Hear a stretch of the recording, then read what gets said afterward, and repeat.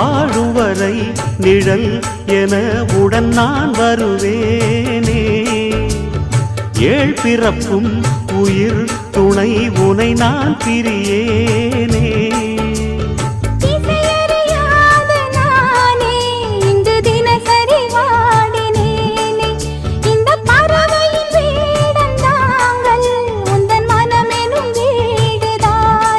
நீண்ட காலம் நேர்ந்த சோகம் நீங்கி போக நானும் தீண்ட யோகம் விளங்கிட. பூமிக்கொரு வாரம் என்று எண்ணி இருந்தேன், பூமுடிக்க யாரும் இன்றி கண்ணி இருந்தேன். சொந்தமின்றி பந்தமின்றி நானும் இருந்தேன்.